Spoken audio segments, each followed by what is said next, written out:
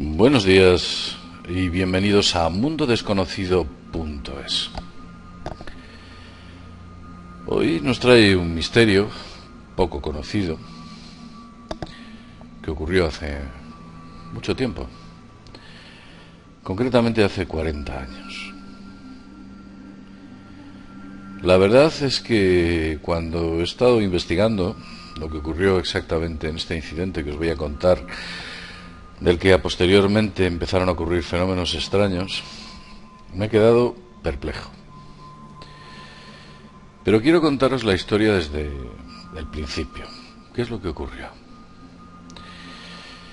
Era el 29 de diciembre del año 1972 y por entonces un avión cuyo destino era el Aeropuerto Internacional de Miami y que había despegado en el aeropuerto de Nueva York, el aeropuerto de John F. Kennedy.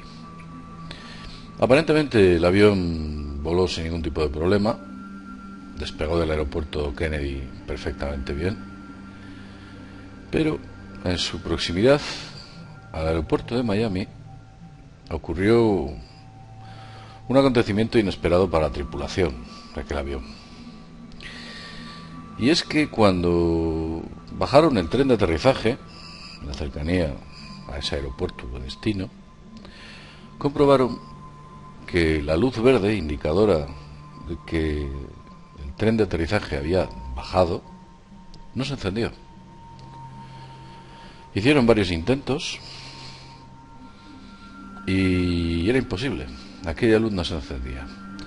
No les estaba indicando que el tren estaba en disposición de poder aterrizar el avión. En su desesperación, el capitán Robert Love y el segundo de a bordo, Don Repo, intentaron de manera desesperada accionar todo tipo de sistemas para conseguir identificar la avería. Algo que, para la desgracia de aquellas personas, no pudieron hacer. Por causas desconocidas, aunque sí que se teoriza sobre ciertos motivos, pero nunca se sabrán, el piloto automático se desconecta de aquel avión. La versión oficial habla de que el capitán Love, Robert Love, en uno de los giros para atender a Don Repo, tocó accidentalmente el piloto automático y puso el avión en descenso. Pero esto es solo una teoría.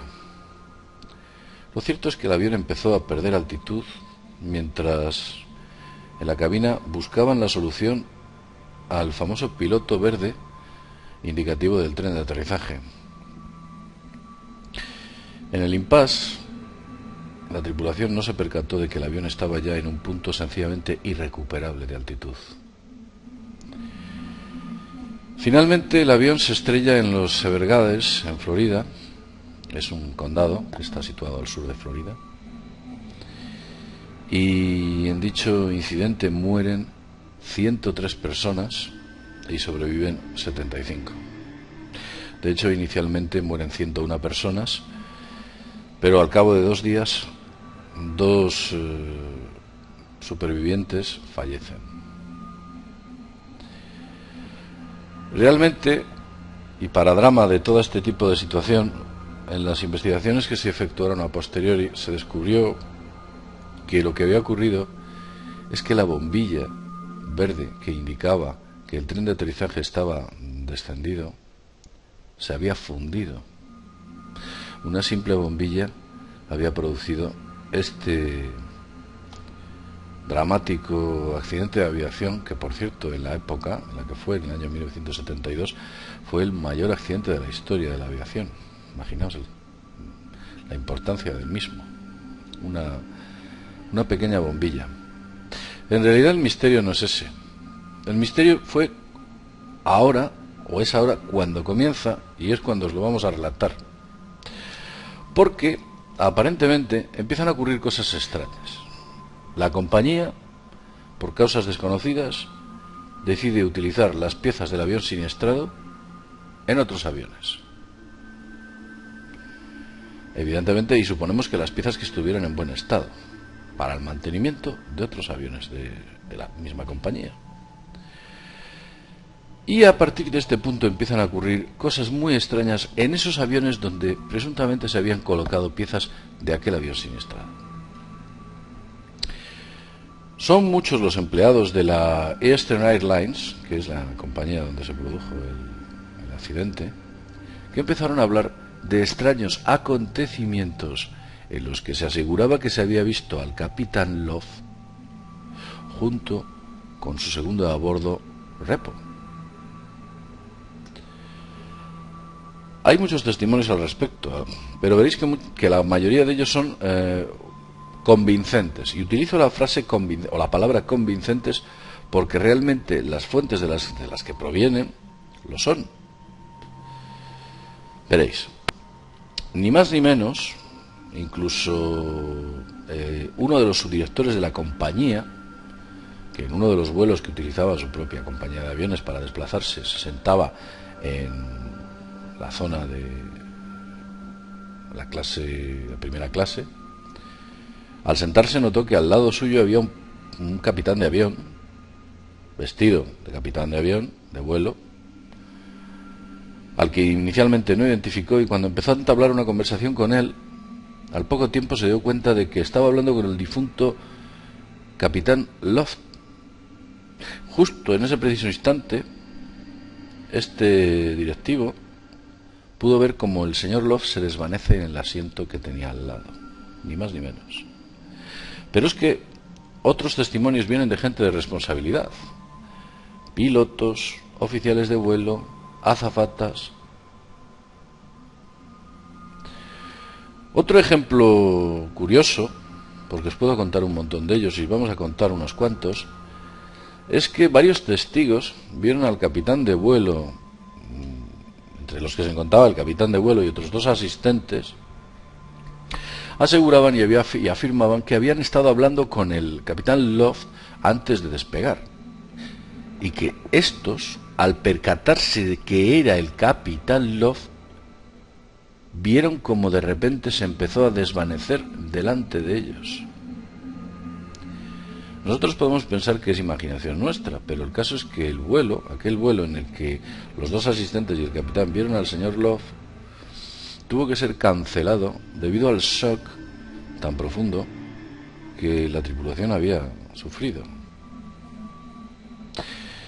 En otra ocasión, y por poneros otro ejemplo, uno de los aviones que tenía aquella compañía, un L-1011 concretamente, es un avión de pasajeros en el cual también se habían utilizado piezas recuperadas, y uno de los ingenieros de vuelo que se dedicaba a la inspección o a la preinspección del vuelo, del aparato, a ver si estaba en plenas condiciones, de repente se encuentra con el segundo de a bordo fallecido, Repo. Y Repo le contesta al ingeniero que no hace falta que verifique el avión y que no hace falta que inspeccione nada, porque él ya lo ha hecho y está todo correcto. Para su sorpresa, efectivamente, este ingeniero comprueba y se da cuenta de que alguien había verificado previamente todos los sistemas de vuelo y estaban en perfectas condiciones. En otra ocasión, y esto es para ahondar más en el misterio, Fail Merriweather, que es un asistente de vuelo, vio a través del cristal de uno de los hornos que había en la pequeña cocina de aquel avión, el rostro ni más ni menos que de Repo, el segundo de a bordo.